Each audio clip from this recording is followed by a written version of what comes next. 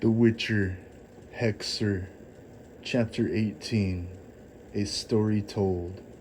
Knights came through the doors of the tavern inn holding the bard by his shirt, yelling, "He was hanging around the walls!" Geralt sat there against the post, absolutely exhausted, when the Baron came to him without wearing his horned helmet, which would be seen as a sign of welcoming and not of dread amongst men. "Sobering up?" the Baron smiled as he asked the bard, who was as cheerful as ever. "Yes, sir, the blissful state is just taking leave of me, so I wonder if you could spare a drop from your vaults, your fertile vineyard." Yesker smiled as he talked with his hands flamboyantly. "Not a word more," the Baron smiled as he told the bard politely to shut his mouth. "I wonder how you'll receive this terrible news. I, the most famous bard of the borderlands, have become chased out of town and called a trickster." The knight who brought him in personally grabbed the bard's sleeve to throw him forward. "Tie him up and quench his thirst," the Baron ordered the knights who brought Yesker in. Geralt looked deeply saddened as the bard fought to break free, yelling, "Why? Let me!" One knight held Yesker down in the chair in front of Geralt while he sat tied down. Another knight pulled the bard's head back by the chin and took a jug of alcohol, dumping it down his throat. The Baron asked Geralt, "You are looking for Ciri. Raise your head." Geralt looked up with disdain. The Baron continued to berate. "Who's carried her away, won't you say? Just like I thought. Well, my mission is accomplished. Case closed. You killed the traitor Falwick, and I'll kill you. Impale them come morning." Immediately the men began chipping away with hammer and chisels, sharpening logs for the impalement, so that those ordered to make the spikes could have a full night's rest to enjoy the execution without being too tired. Yesker grabbed the jug of alcohol with his mouth off the table as soon as they were left alone at the table for a moment's time. The bard was able to knock the jug down onto the ground in front of Geralt's boots. The Witcher mustered enough strength for one good stomp, enough to break the old ceramic jug into jagged pieces. With his hands tied behind his back and his ankles bound, the bard was able to hop over to Geralt after managing to pick up the sharpest piece he could pick up off the floor. Yesker tried his hardest to cut that rope before the guards came back to check on them. "This is dull," Yesker complained as he struggled. "Keep sawing." Geralt bared his teeth as he ground them in tense frustration. Yesker the bard sawed quickly, with as much pressure as he could, with his hands tied behind his back, and miraculously this broke enough strands of the rope for Geralt to pull the rest apart and off his wrists. This gave Geralt a little rope burn, but the sting just made him more motivated to kill those who bound him to that chair. He would have killed them anyway as soon as they tried to put him on a spike, but now he would have more strength to brutally kill those men. Geralt took the rope off his chest while he watched Yesker struggle with having to hop around the room to get around.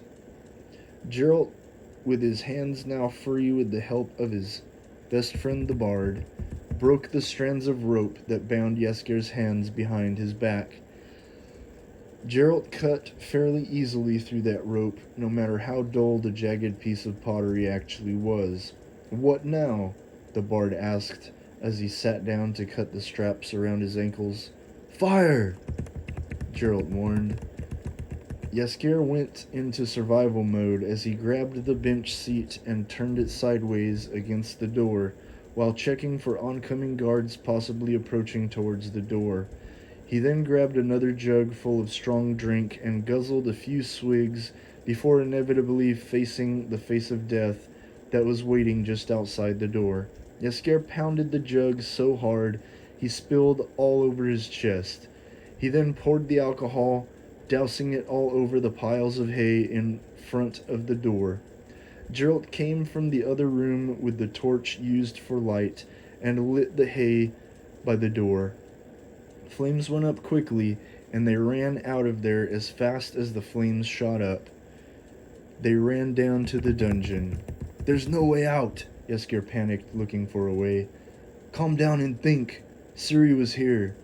It was dark and she couldn't see anything. Gerald became a voice of reason. "She must have touched and pulled something. Bend down and touch everything at this level."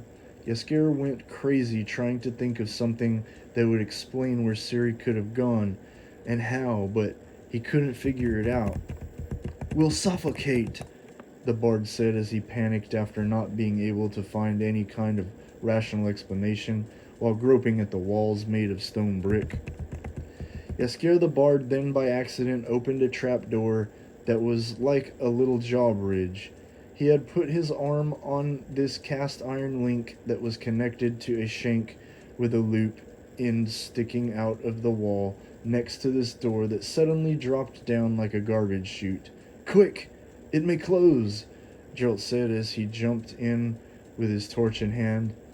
Geralt and Yasker were able to escape out into the wilderness outside of the castle after going through the secret passageway, which must have been for nefarious purposes, like the order of the black magic practicing druids that stayed behind the scenes of everyday life. Geralt put out the torch once they got to a place in the woods that he knew was safe enough to begin their escape. Smoke filled the air from the burning castle. They were able to escape by the skin of their teeth. They saw the next morning far away from their scheduled impalements. Instead, Geralt and Yaskier were able to look upon the mountains in their majesty and take their time as the foggy clouds took their time slowly drifting over the tops of the tall hills.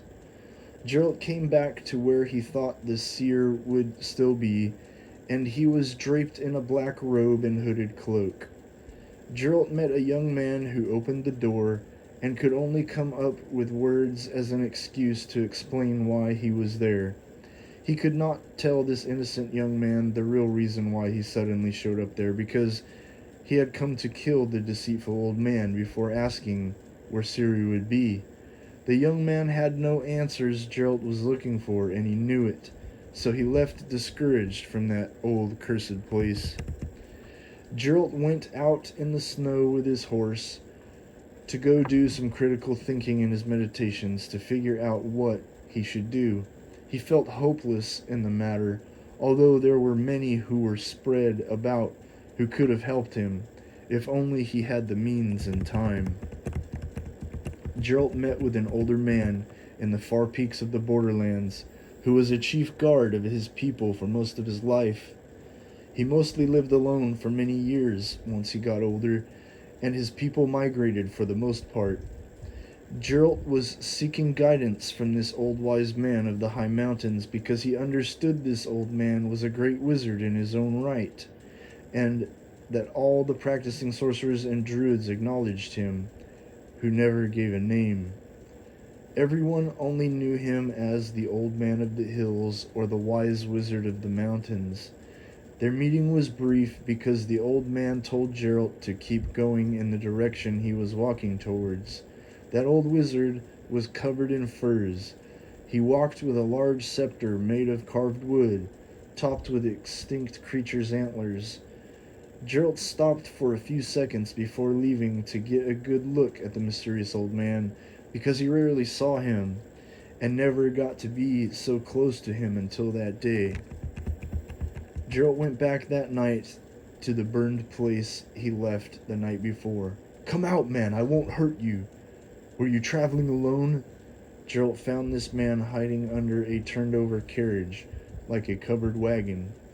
"With servants, sir, but the scum ran away," the frightened man answered, trembling in the dark of night.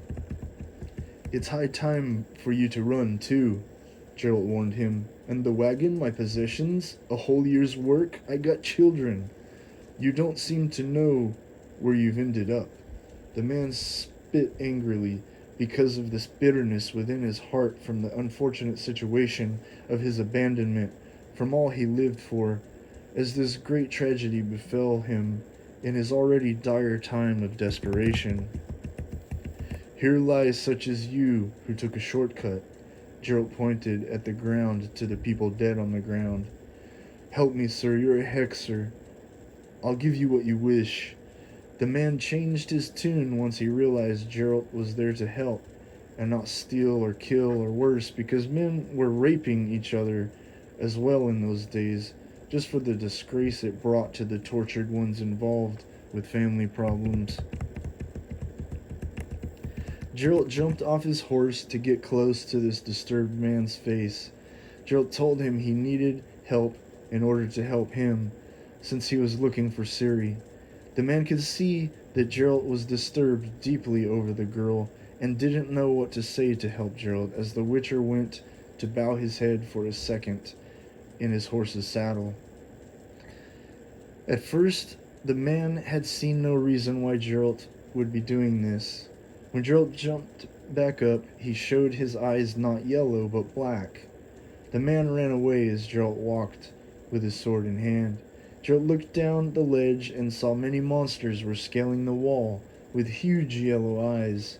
These monsters were about the size of wolves, but had small arms and large rabbit-like hind legs. Their mouths were big enough to devour a grown adult human in one chomping bite. Gerald hit one, making the creature fly off the ledge back down to where it came, and another made it up there with him at the same time, jumping on the Witcher. This caused Gerald to fall backwards in a somersault, falling down into the area next to the dungeon entrance of this castle. There he cut through many more monsters as they jumped at him, hoping to have something come in the form of salvation, but the Witcher knew that if he were to ever get any kind of salvation, he was going to have to create it out of thin air. The man who ran away from his abandoned carriage came back to see what was happening, since he heard strange sounds of unknown beasts. He stopped by his old broken wagon and witnessed Gerald cutting through monsters as they jumped on him. Many more of these strange otherworldly monsters jumped at Gerald while he walked backwards. The man who ran then came back, saw on the ground many human bones, not just animal remains, but human remains. Gerald was made very weak and went to rest inside the man's covered wagon. In the morning he came to him to give him some water, and there were many other people there salvaging their goods that had been ransacked the night before. Those people belonged to the village of the man who was helping Gerald, and he took him there. Gerald was very hurt. He needed desperately to rest and heal. The man with the wagon did his best to give aid to Gerald wherever he needed. After witnessing Gerald fight off these monsters that surely would have killed the man, he knew he owed Gerald his life several times over. Gerald was taken up front to ride alongside the kind man who helped nurse him back to health. It's been a whole year, the man said cheerfully, as they went back to the place they left. The man, now happily reunited with his family, spoke to Gerald up front in the wagon next to the horses. Gerald, on the bridge, I promised to let you take away my son, right? No, I'm taking away nobody, Gerald said under his breath, but still was heard by the eager man. But I promised, the man admitted without shame. I don't want anything, Gerald said truthfully, as all was lost to him. The man was met with his wife he had been away from for that entire year. She ran to him with the happiest of voices Gerald ever heard someone could make. Gerald wondered what it would be like if Yennefer was with him again like this, but understood his life was much different as a protector of the lands. The woman in her husband's embrace caught Geralt looking at them as if he was staring a hole through them. Geralt was staring as if nothing were there. He stared as if he were taken to someplace else. The woman, still smiling in her husband's embrace, spoke some words to get some kind of rise out of the lifeless-looking Witcher, as he sat unable to move, since Geralt was stuck in his mind. The woman said, while still wrapped in hugs with her husband, "Who's that? Looks awesome." The man turned and told his wife, "A friend, he saved my life, I'll tell you later.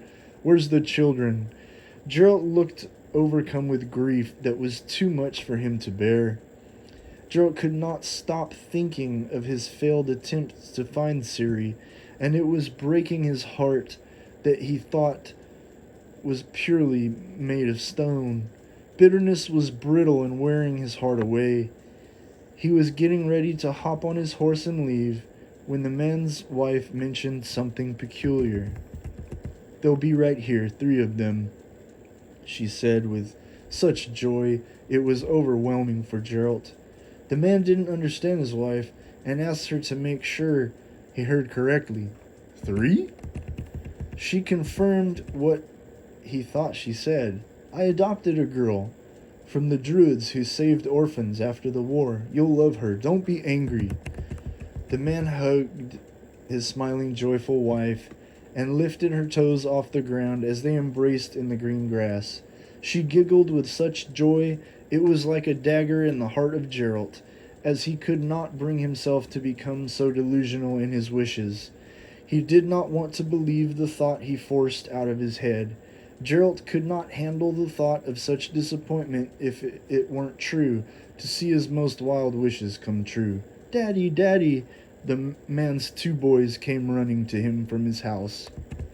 Behind the boys was little Ciri. She was walking behind them slowly. Geralt saw her as he prepared to saddle up and leave. She looked at Geralt in disbelief, as if she too could not believe her eyes. Geralt dropped his saddle and bags and ran to young Ciri, who he thought of already as his own daughter, who he thought he could never find nor see again. He wept as they hugged each other like a father and daughter would, and she said with confidence, "You found me. I knew it. I knew it. I waited. We'll be together now, right? Forever. Don't leave me, Geralt, please," she said as she would not let go of the embrace, and Geralt pulled back to look at her sweet face, only to say, "Ciri," as his blackened heart melted with love for his child daughter of surprise. "Like they, I'm your destiny, right? Right?" Ciri asked, knowing the answer, but making sure it was true. "You are. You're much more." Geralt picked up little Ciri and spun her around in the grass field like a happy father with his child. Geralt took little Ciri on his horse and went to find Yennefer. Geralt was so relieved, he became strengthened in his heart and spirit along the way, as he knew that Ciri did as well. Geralt would go on many adventures with Ciri, as she would grow to be the woman she was meant to be while in his care, free and away from the influence of the evil underworld creature who wished to manipulate her, that one who called himself S. That old creature was not found, because it made itself into the image of the Emperor. Like the Count, the snake people kept their secrets so secret, they did not even let these things be known to their own kind, especially since their slaughter. It was thought by most villagers that the snake people had become extinct from off of the face of the earth after the Divisional War. The wise knew better, and knew that the most dangerous ones of the species evaded extinction, whether escaping underground, going back to their underworld dwellings deep under the forest lands, or hiding among the people of the earth. Both educated guesses were correct. Some did go back to the shadows of the underworld under the cover of darkness to operate in secrecy, as the Count did in his time. along with his faithful sect. Those others became more elusive in their abilities to mimic people who went missing to take their place in society. Geralt would encounter some with the help of Yennefer, his love, and with their adopted daughter Ciri, once she would grow much older. Before those times would come, Yennefer would help Ciri meet her parents to show her what would be waiting for her in her future by the time she would grow to be 30 years old. When Ciri would grow to be this age, she would be granted the palace of her parents, Duny and Pavetta. They were entrapped within their own palace because of the dangers put in place by Queen Ciri and her remaining armies of the oceanic underworld. If Duny and Pavetta were to leave their place, Ciri would find them by their traces they would emit. Her creature followers would give word back to her, and the path would immediately become compromised, and all would be engaged in a devastating war.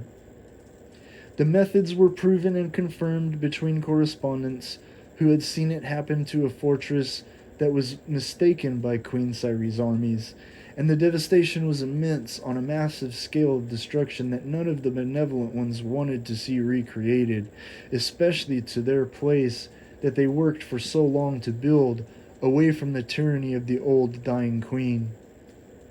In 20 years' time, the queen would die, and the strongest seer of the seas saw this clear vision 3 times in 3 consecutive nights, as she was also visited in those following mornings by Yennefer the sorceress, by means of portal vortex magic.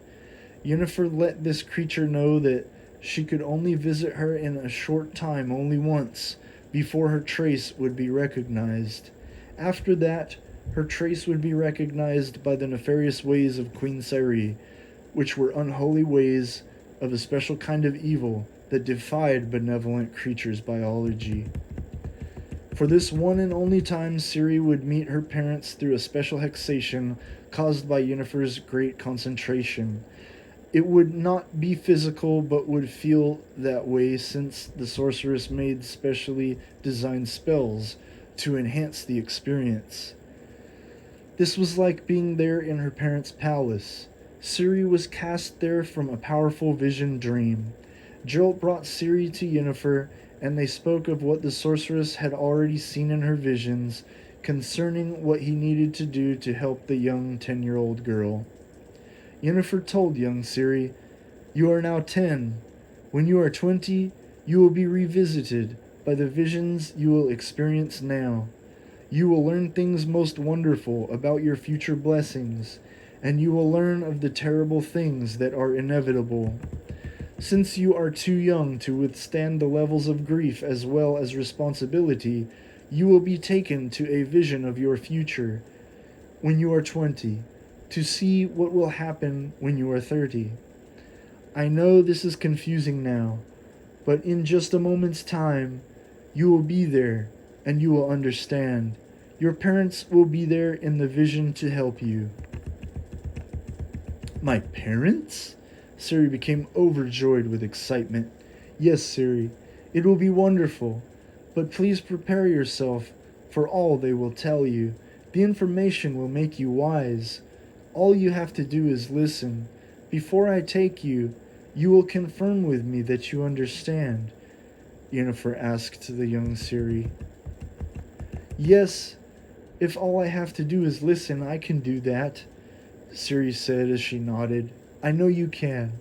I just had to make sure you understand before we do this, or else my magic wouldn't work. I know you're excited. That's good. Now relax your mind and think of all your dreams of your life coming true in your future, because they will. We will go now. You are just about ready already." Yennefer took Ciri's hand in hers and rubbed her thumb over the back of her little hand.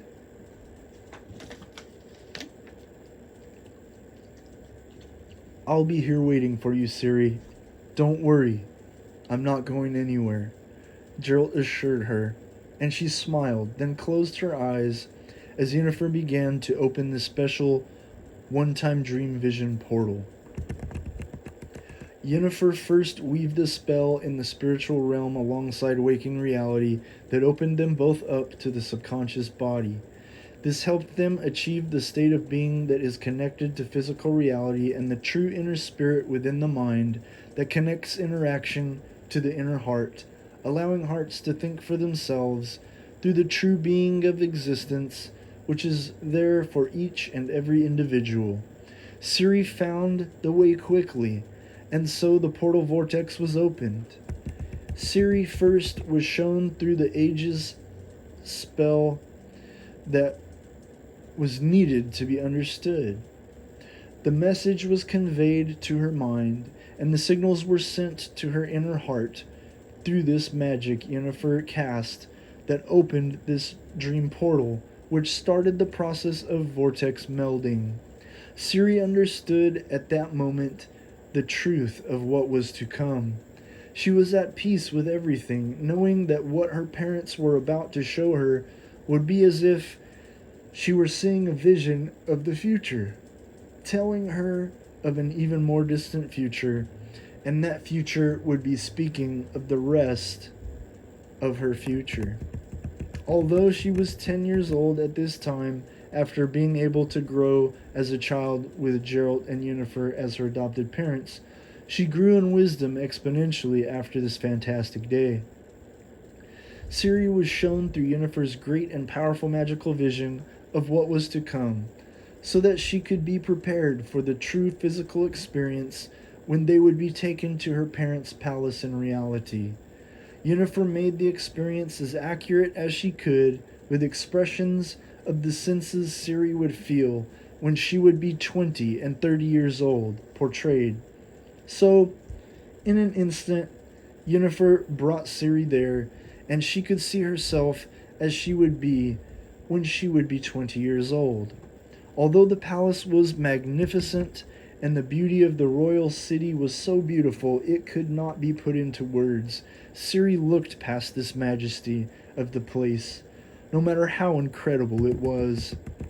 She only cared to see her parents, and had become enlightened with their good spirits.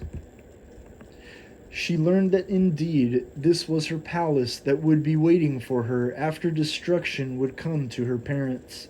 When Queen Ciri would be in her time of dying, nothing could stop fate.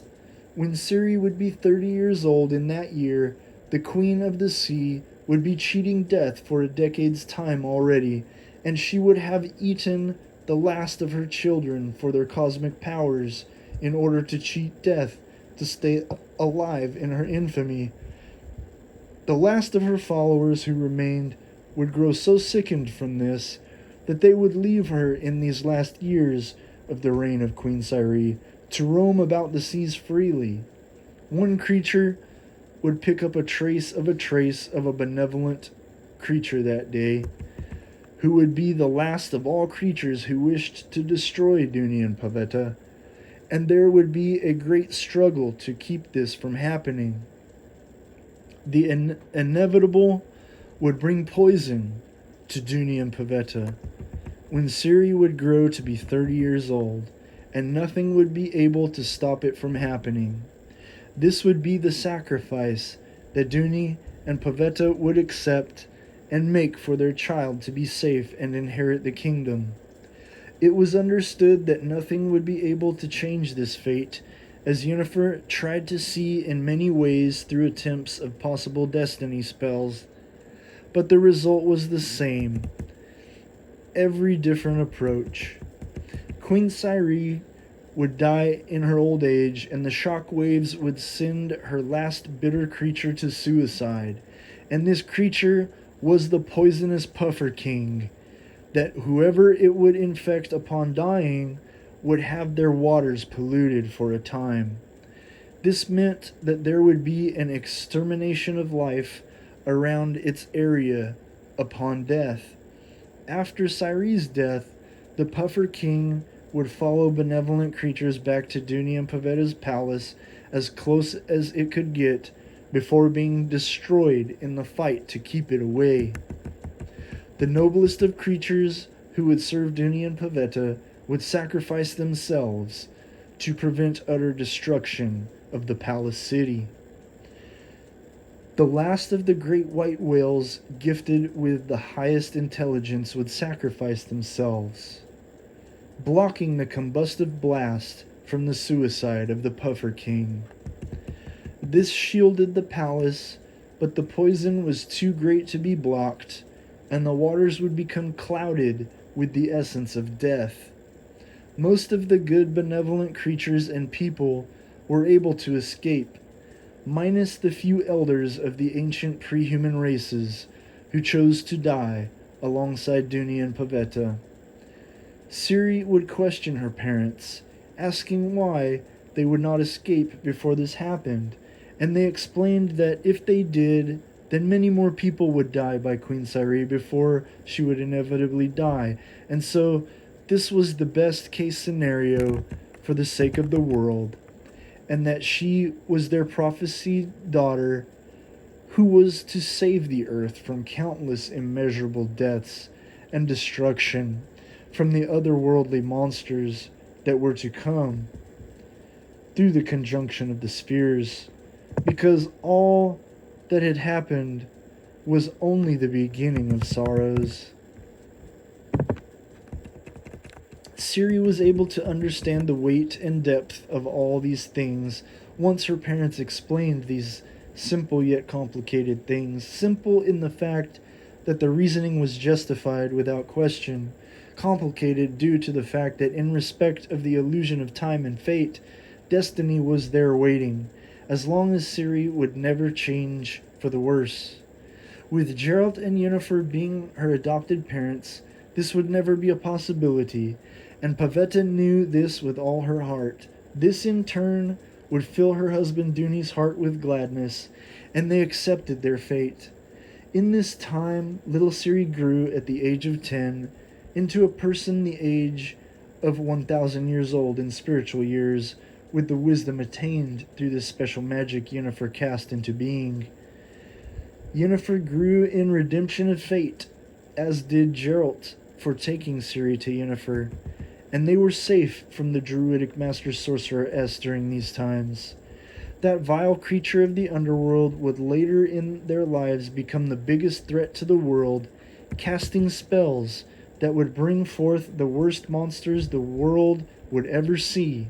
But Ciri would be well prepared in those times, with the help of Geralt the Witcher and Yennefer the Master Sorceress. This concludes the accounts of the first days of The Witcher.